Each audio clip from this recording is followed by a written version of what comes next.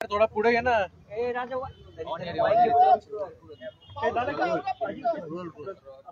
मामा तुम्ही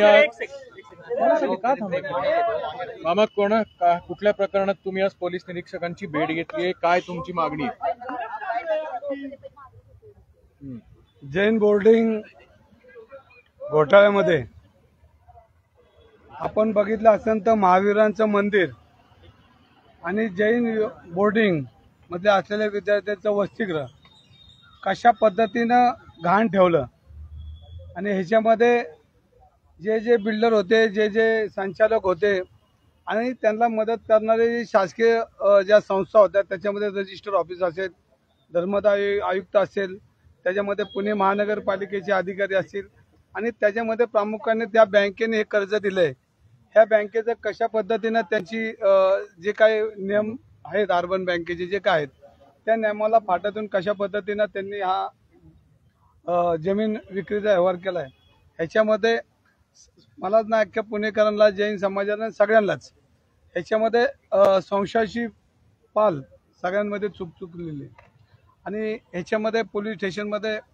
जैन समाजाच्या काही युवकांनी इथं तक्रार दिली होती आणि मग त्या तक्रारीचं त्याबद्दलच मी चर्चा केली की साहेब तुम्ही ह्याच्यामध्ये तुम्ही काय केलंय, पण त्या तक्रारीमध्ये जैन समाजाची तक्रार होती त्याच्यामध्ये जे काय मुद्दे आहेत ते मुद्दे त्याच्यामध्ये नाही आहेत. तर मी म्हणलं ह्याच्यामध्ये माझ्या वतीने एक अर्ज मी आज तुम्हाला देणार आहे, त्याची मी साधक बाधक चर्चा केली आणि त्यांना सांगितलं की जो जैन समाजाच्या लोकांनी दिलेला जो अर्ज होता तुमच्याकडे त्याच्यामध्ये काही गोष्टी अजून त्यामध्ये राहिलेल्या आहेत, त्याच्या सहित मी माझा स्वतःचा आज तुम्हाला या ठिकाणी अर्ज देतोय. याचा तपास तुमच्याकडनं या ठिकाणी झाला पाहिजे आणि त्याचमध्ये तुम्ही नाही केलं तर आम्ही माननीय आयुक्त साहेब पोलीस त्यांना भेटणार आहोत आणि त्यांच्याकडनं जरी नाही झालं तर शेवटी आम्ही न्यायालय प्रक्रिया आम्हाला न्यायालयात जावंच लागणार आहे. कारण हा कांड आहे ना, हा कांड इतका भयानक आहे की टेंडर पद्धत त्याच्यामध्ये मी आता PI साहेबांशी बोललोय, त्याच्यामध्ये माझे अनेक मुद्दे आहेत आणि त्यामध्ये पुणे महानगरपालिकेला जे प्रकरण तुम्ही सबमिट केलं त्याच्यामध्ये आणि जे गोखले बिल्डर आहे ह्याच्यामध्ये जमीन आसमानचा फरक आहे आणि हा चुकीच्या पद्धतीनं पुणे महानगरपालिकेमध्ये हा प्रस्ताव मान्य केला आणि तो तुम्ही त्या सगळ्या कागदपत्राला जॉईंट केला, पण त्याच्यामध्ये बिल्डरनी जागा घेतली तर संचालकांनी प्रस्ताव दाखल केला आणि त्याच्यामध्ये मग ते असणारे मग त्या त्रुटी आहेत त्या त्रुटी बी दाखवण्याचा प्रयत्न त्याच्यामध्ये आता PI साहेबांशी बोललोय. मनपाचा प्रस्ताव असेल, दुसरा बुलढाणा बँकेमध्ये ज्या बँकेला नियमावली आहे का नाही, त्या बँकेने किती पैसे कोणाला दिले पाहिजे, कुठल्या कागदपत्र दिले पाहिजे, सर्च कुठला घेतला पाहिजे, ह्याची तुम्ही तपासणी केली पाहिजे. बुलढाणा बँक बरोबर ती कर्नाटकची एक कुठली तरी बँक आहे त्या बँकेचा एक तपास केला पाहिजे आणि हे सगळं गोलमाल गोखले बिल्डरनी सगळ्यांनी संगत मताने आणि बँकेतले काही संचालक मंडळी असतील त्यांनी एकत्र मिळून केलेला हा महाघोटाळा आहे. आता परत त्यानंतर किती संचालकांनी त्या रजिस्टरवर सह्या केल्या, किती राजीनामा दिले, कोणाचं बहुमत होतं, हे सगळं तपासाची वेळ आली आणि ह्यांना किती बिल्डर करून ह्याच्यामध्ये लाभ झाला आहे याची चौकशी त्याच्यामध्ये केली पाहिजे. ही जी टेंडर प्रक्रिया आहे, ही टेंडर प्रक्रियेमध्ये मग ती कंपनी कोण आली, ती मिरिट नावाची कंपनी ही गोखल्यांचीच होती, मग गोखल्यांनी हे सगळं मॅनेज केलं का ह्याचाही तपास केला आणि त्या टेंडर प्रक्रियेमध्ये मूल्यांकन एक मंडलिक नावाच्या कंपनीने केलं आणि त्याचं मूल्यांकन 223 कोटी रुपयाचं आणि मग 223 कोटी रुपयाचं तर गोखलेंनी 230 कोटी रुपये भरले, पण ज्या दोन दुसऱ्या कंपन्या होत्या, बडेकर आणि रांजणेकर, या दोन कंपन्यांनी एकाने 200 कोटी रुपये भरले, एकाने 185 कोटी रुपये भरले. आता जर एवढ्या मोठ्या कंपन्या आहेत त्यांचे सगळे त्यांचे CA BA सगळे, तर त्यांना जर हेच कळलं नाही 230 कोटी रुपयाच्या पुढे आपण पैसे भरा, 23 कोटीचे आपण भरायला पाहिजे, तर ह्यांनी खाली का भरलं? म्हणजे ह्या कंपन्या, गोखले कंपनी, बडेकर कंपनी, ह्या सगळ्या कंपनीने एकत्र केलेला झोळ आहे. आता त्याच्यामध्ये हा हे सगळं प्रकरण मग धर्मदाय आयुक्तांकडे गेलं. धर्मदाय आयुक्तांच्या हे कसं लक्षात आलं की ते सगळे त्यांनी पेपर बघितले असेल, तिथे जे फॉर्म भरले ते एकाच टेबलवर भरले, टाईप एकच आहे, त्याचे सगळे अक्षर सारखे आहेत आणि मग हे त्यांच्या लक्षात कसं आलं आणि प्रामुख्यानं त्यांच्या हे लक्षात यायला पाहिजे की त्यांनी पहिले बाद करायला पाहिजे होते, तर त्यांनी ते बाद नाही केले आणि गोखलेला त्यांनी ते देऊन टाकलं. पण जर 223 कोटीच्या पुढे नसेल तर बाद झाल्यानंतर आपल्याला त्याला मुदतवाढ द्यावी लागते आणि मुदतवाढ दिल्यानंतर मग परत ती प्रक्रिया होती. पण धर्मद आयुक्तांच्याकडे बी याच्यामध्ये या संशयाची सोय जाते. त्यांनी सगळ्यांनी मिळून हा केलेला महाघोटाळा याच्यावर बी त्यांनी चौकशी केली पाहिजे. मग रजिस्टर ऑफिसमध्ये कशा पद्धतीने नोंदणी झाली, कशावरून खरेदी खत झालं, त्या खरेदी खताला सगळे संचालक होते का ॲफिडेविट दिलं, याची चौकशी केली पाहिजे.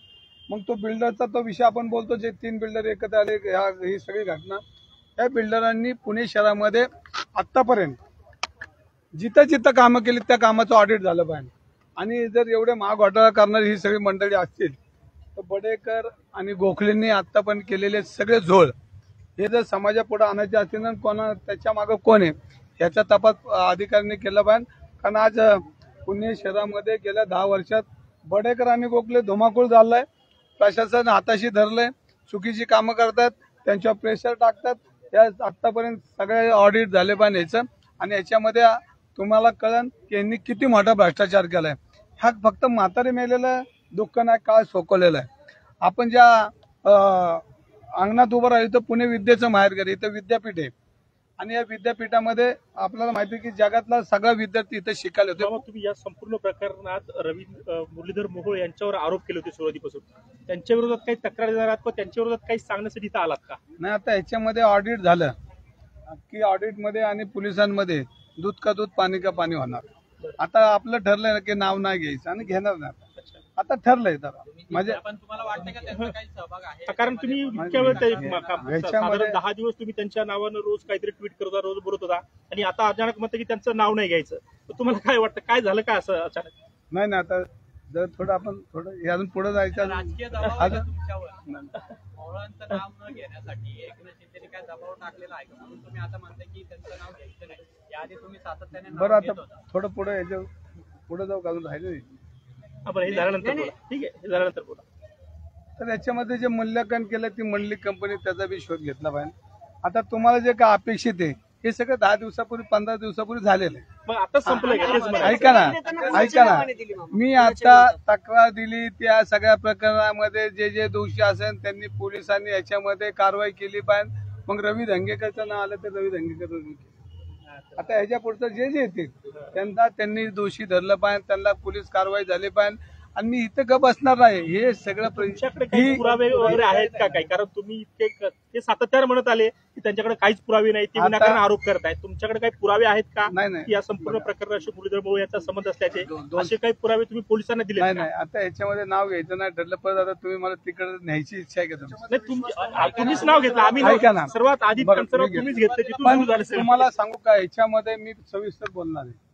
आता मी रोजच बोलणार आहे, एका दिवसात तुम्ही तक्रार दिली, सुरुवातीला तुम्ही नाव घेत होता मुरलीधर मोहोळांचं, आणि आता म्हणता नाव नाही घ्यायचं. आता तक्रार देण्यानंतर त्यांचे पुरावे किंवा त्यांचं नाव तुम्ही का घेत नाही? आता काय झालं नेमकं की तुम्ही 2 दिवसापासून ते नाव का घेता येईल?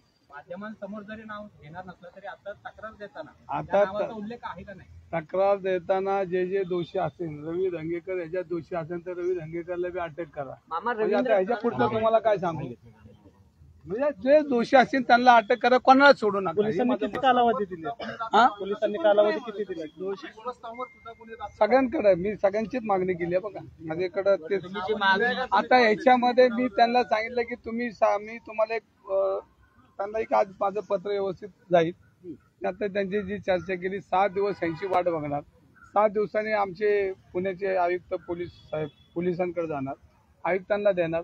7 दिवस त्यांनी नाही केलं तर शेवटी न्यायालयाचे दरवाजे उघडणार, ठोठवणार आणि तिथनं जे काय न्यायालयाने आपल्याला पुढं जे काय मार्ग असेल की गुन्हा दाखल करायचे ते मार्ग त्यांनी उघडे करून दिले तर ज्यांची तपासणी मी एकच नाही म्हणते या प्रोजेक्टसाठी, गोखले आणि बडेकर प्रोजेक्टची सगळ्यात आतापर्यंत झालेल्या सगळ्यांचंच ऑडिट करा.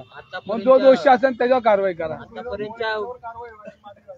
गोखले बिल्डरचे ते मुरलीधर मोहोळ पार्टनर होते आतापर्यंत, म्हणून तर आता तुम्हाला पुरावे पाहिजे म्हणलं, पुरावे गोळा करतोय ना, पुरावेच गोळा करतोय मी. ज्यांचे पुरावे तुमच्या समोर येतील म्हणून गोखले बिल्डर आणि बडेकर यांचे सगळे ऑडिट ठीक प्रोजेक्ट आहे. केले पाहिजे ही मागणी मी येस ओके मुख्यमंत्र्यांना करणार की ह्याचे मग दूध का दूध पाणी का करणार आता ते म्हणतात कागद दाखवा तर कागद दाखवा पण तुम्ही लागतो. जे आता तक्रार दाखवणार. केली ती बँकेची जी तक्रार आहे ती सहकार निबंधकाकडे करावी लागते. नाही नाही दुसरी याच्यामध्ये गोष्टीची जी आहे ती हे- धर्मदाय आयुक्ताकडे नाही करावी नाही हे लागते. तुमचं त्याच्यात कारवाई हे पोलीस काय हे करणार? हे तुमचं म्हणणं बरोबर आहे. याच्यामध्ये आपण यांची नावं टाकली हा. तर यांचा प्रस्ताव हे यांच्या माध्यमाने वरिष्ठांच्या त्या कळवतील आणि त्याचे सगळे ते माहिती मागून घेतील. यांना अधिकार आहे कारण आपल्याकडे ऍक्ट चालतो. पोलिसांकडे तक्रार जर आली तर त्या वेळेचे ते सगळे प्रस्ताव मागून घेतील आणि मग ती एकदम एकत्र होईल. पण तत्पूर्वी त्याच्यामध्ये माझे वैयक्तिक बी तिकडे पत्र जाते.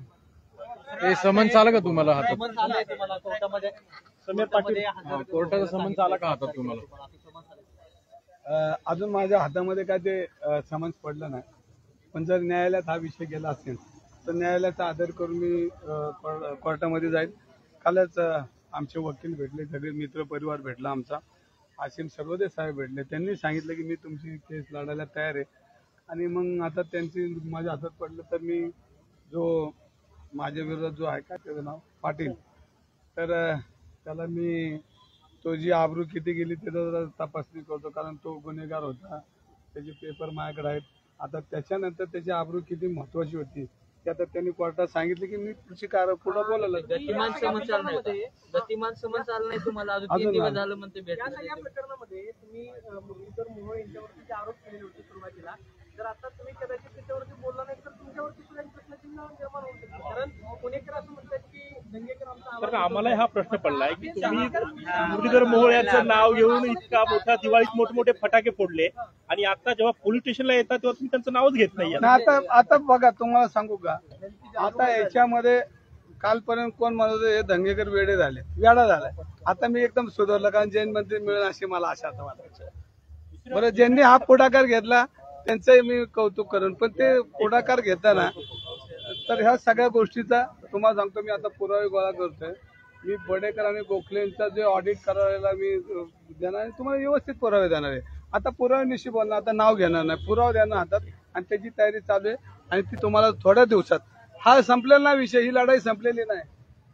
तुमच्या माहिती का ही लढाई संपलेली नाही. ही लढाई शेवटच्या टोकापर्यंत जाणार आहे. जो दोषी असेल त्याच्यावर कारवाई होणार आहे आणि नाही होत तर आम्ही न्यायालयात जाणार. ही लढाई संपलेली नाही हे तुम्ही समजू नका की लढाई संपली. ज्यांना माहिती ज्यांनी पाप केलंय त्यांनी समजू नका की दंगेकर थांबले अजिबात थांबले दंगेकर लढा. स्थानिक स्वराज्य संस्थांच्या निवडणुका आहेत. भाजप ऑपरेशन लोटस करते म्हणजे तुमचा पक्ष असेल किंवा मग राष्ट्रवादी अजित पवारांचे असेल यांच्यातले नेते पोहोचले त्याच्यामध्ये शिवसेना अस्वस्थ आहे अजित पवारांचा पक्ष अस्वस्थ आहे अशी माहिती आहे. तुमची काय प्रतिक्रिया आहे ऑपरेशन लोटस? मला बघितलं वाटतं का मी अस्वस्थ आहे अजिबात ना अस्वस्थ.